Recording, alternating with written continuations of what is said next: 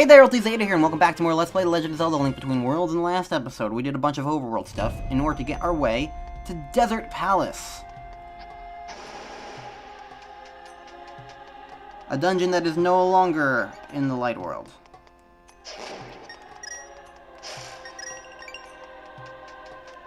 But has instead become a very, very frightening Dark World dungeon. You got money. Not very worthwhile, but whatever. Snakes, snakes, snakes, snakes. Snack. Snack, snack, snack. Oh no, you're a Gibdo. You're not a snack. Well, at least I have a tempered sword, because these guys go down very, very, very slowly, and it's really annoying. Okay, Beamoses. Beamoses? Beami? Beami. Probably not Beami.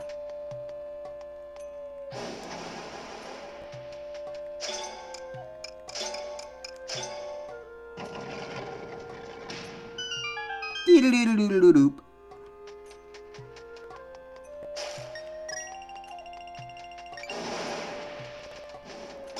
Ow, screw you. I don't care.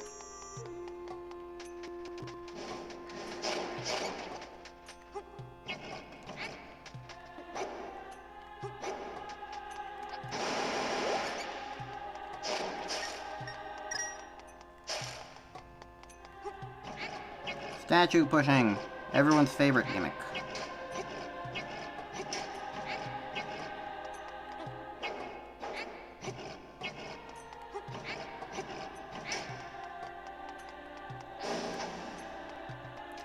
Yay, this is fun. You know, I gotta kinda say, replaying this game, I'm not huge on the dungeon design that much anymore. Because in some ways, I feel like they kind of forcibly stifled their own creativity in a couple ways. Like, not that these dungeons are bad. By no means are they bad dungeons, but like, normally Zelda dungeons do build on top of each other. In these ones, because of the non-linearity of it, you don't really get that.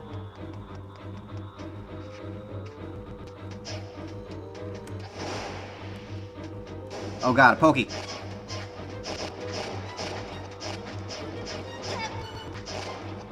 That Pokey was a lot easier than the ones in the original Legend of Zelda: Link to the Past.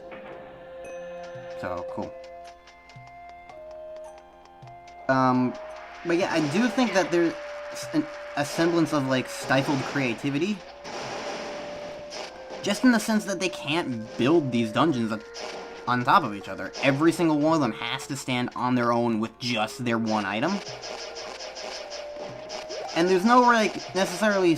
And they're very linear, is the other thing. Like, there's no... A lot of other dungeons, like, try to typically recontextualize elements of their dungeon. Like... What's a good example?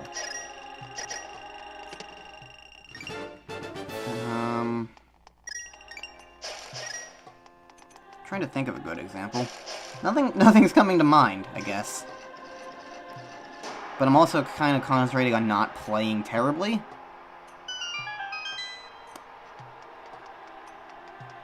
Well, let me think of a good dungeon from Link to the Past that I like.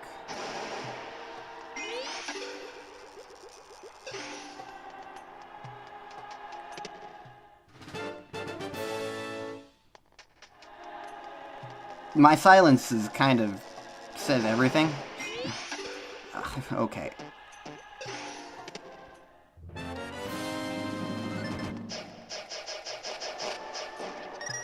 I'm just gonna focus on playing.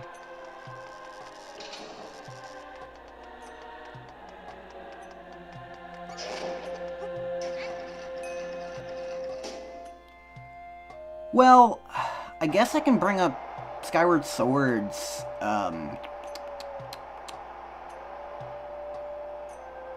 the gust bellows was interesting, because it, like, there's a lot of rooms with sand and stuff, and, like, by using it halfway through the dungeon, and getting it halfway through the dungeon, it suddenly changed how you viewed the rest of the dungeon, because all that sand that you were encountering was suddenly a big deal. So that was interesting in that regard.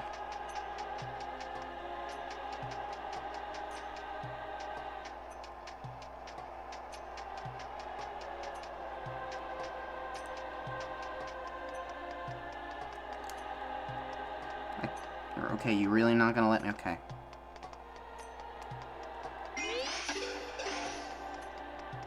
Try to be clever and doesn't let me.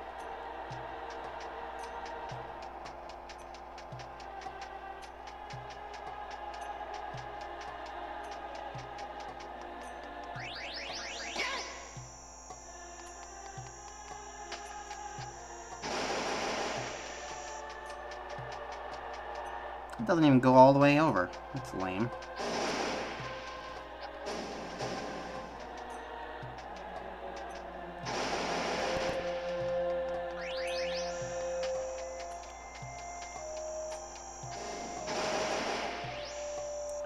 How did you get there?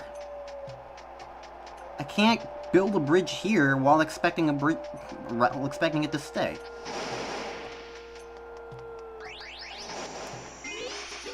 Limitations of this thing are interesting because it really does kind of force you to, like,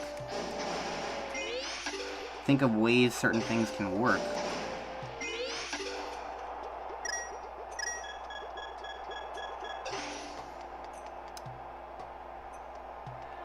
Oh, I see. I sent it this way. That's how you get there.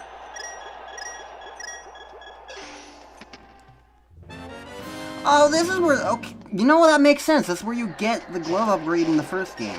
Well, not the upgrade, but that's where you get the gloves in the first game, is in Desert. So the fact that they're in here makes a lot of sense. Alright, so now we have those, we can actually progress. And actually, this is an interesting thing. This is exactly what I'm talking about, because there was portions earlier in the dungeon that required us to ignore these large boulders in the way.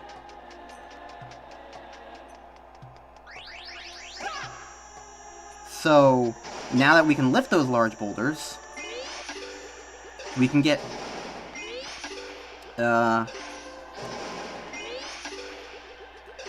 past them, and it changes how we view the dungeon.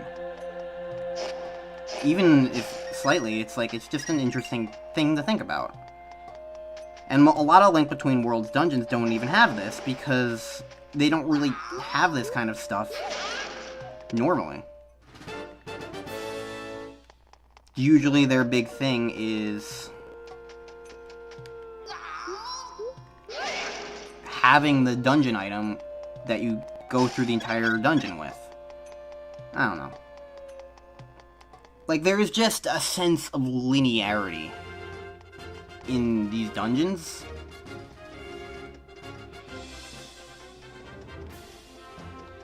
that is almost disappointing.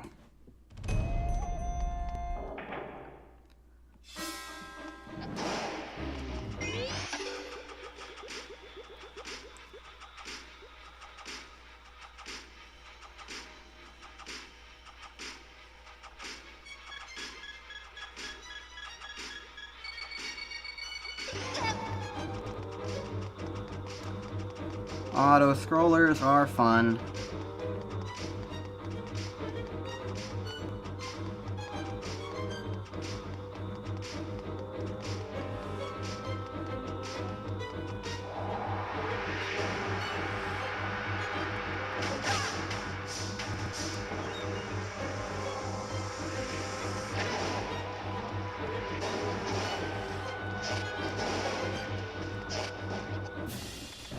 Can I go?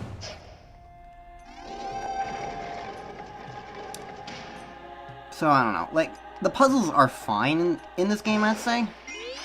But I do just kind of feel a little disappointed coming back to it and just seeing how linear these dungeons are.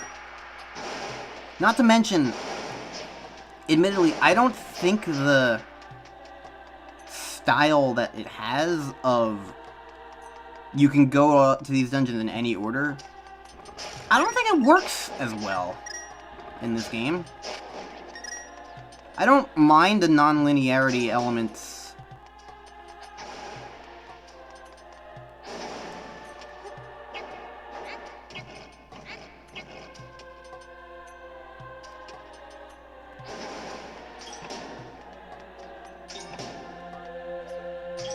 Oh. I just kind of did that because I was like, I wonder what I'm going to need this for. Accidental puzzle solving!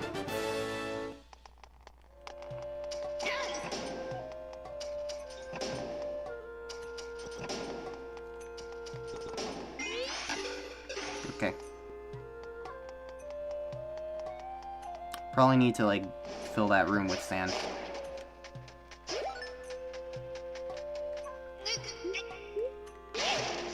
With sand from this room, probably.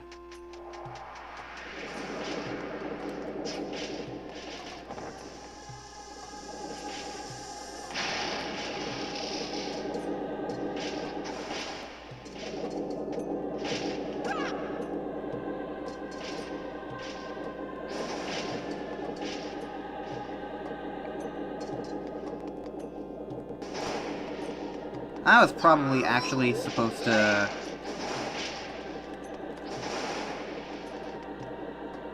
Yeah. Didn't need to use bombs. Good to know.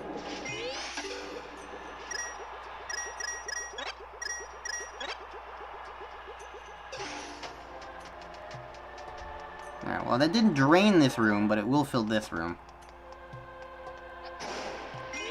Which allows us over here.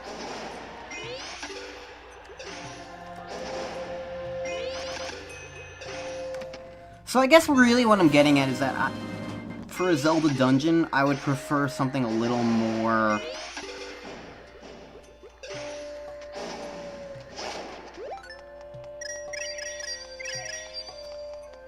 a little more open-ended than A Link Between Worlds dungeons.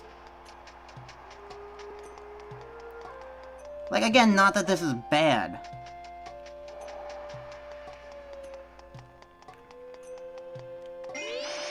But I don't know. I do think that there could be more different stuff. I don't know. It's hard to articulate everything I want to say and be analytical while at the same time trying to just flat out play the video game. You know?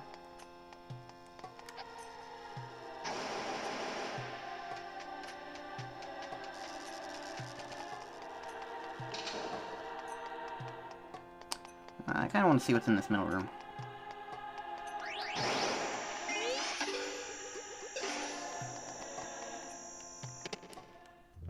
Money, okay. Well, it's worth checking out.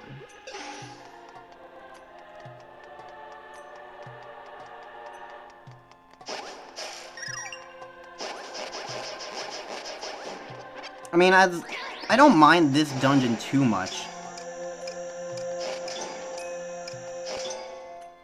But so far, I will say there is just a little bit of a disappointment for me in how... I am kind of just breezing through it, because I'm just going along. I don't feel necessarily like I'm solving many puzzles. Or I guess all the rooms are individual puzzles. I think Game Maker's Toolkit has kind of... That is kind of a Game Maker's Toolkit thing, actually. Mark Brown from that YouTube channel has talked about how, like, he likes when Zelda dungeons are... the puzzle is the dungeon as opposed to there are puzzles in the dungeon.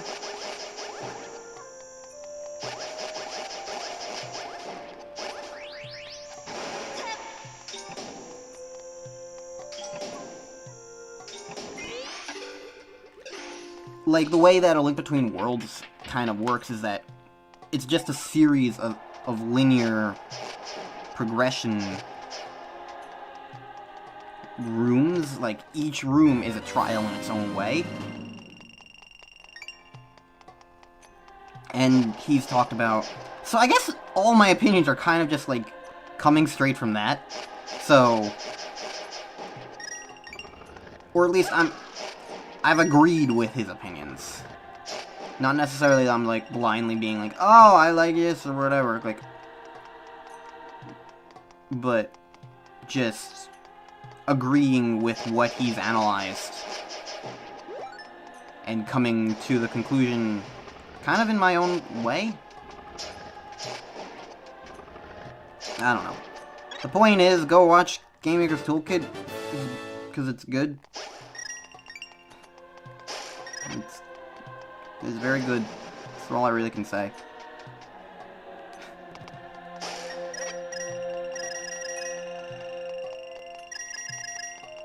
Apparently there's lots of money over there.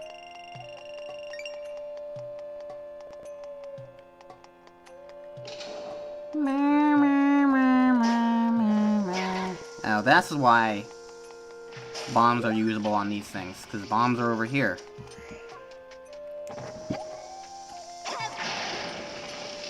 Now imagine if they didn't have to give you these bomb enemies everywhere.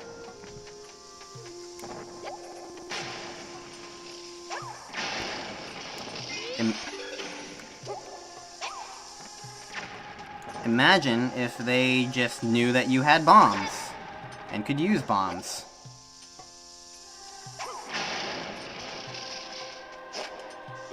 Something also worth noting.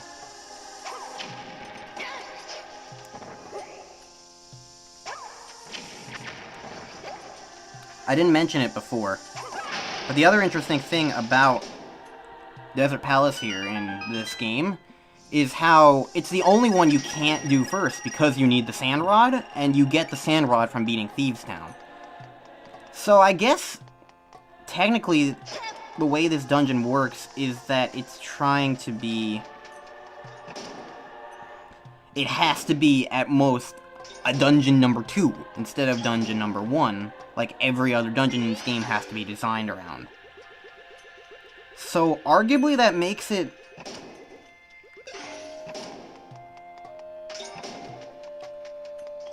I almost want to say weaker, because it doesn't feel like a dungeon 2, it just feels like a dungeon. Like, if not for the Sand Rod being arbitrarily locked behind Thieves Town, I would argue that... You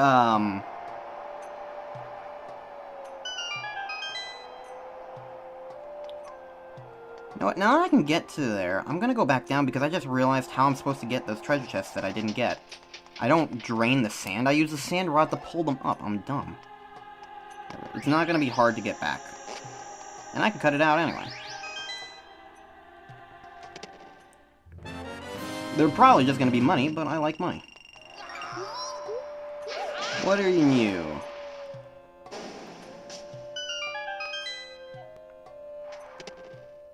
More money.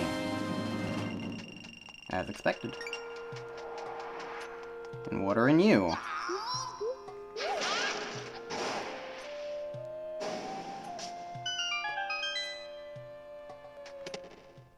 More money. Alright. I will go to the boss now. Alright. Rah! Okay, there's a wall now. Rah!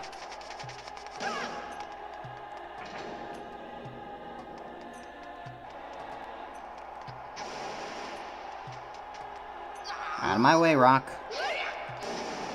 I have sand to manipulate. And now we're up here. Because, despite being a dungeon in Hyrule, everything is still in Lowrule. So out we pop over here, in the middle of Lowrule, for an outdoors boss fight against Cactus Man.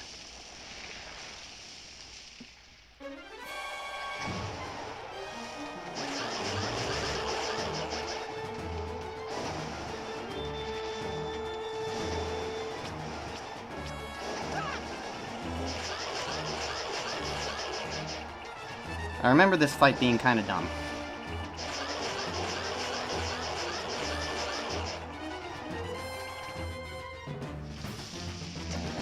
He has eyes!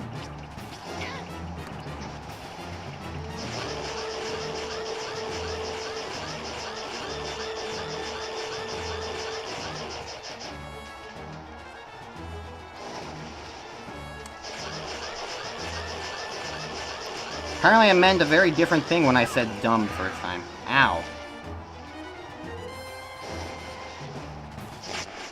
Oh, really? He was one hit away? Fine, be that way. That was an exceedingly easy boss. One next was way easier. I also have... By the way, I should probably say, I have no idea if his name is actually One Next. It's just the joke name that I'm calling him because I don't know what his name is. But he's based on the original boss, Trinex, because there's 3 heads, 3 necks, Trinex. It's a joke. Let's rescue the witch. The only person I like. Because she's helpful. Even in death, she gives me her broom.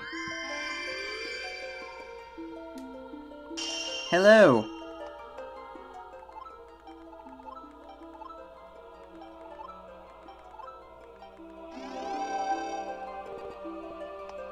Thank you for your time.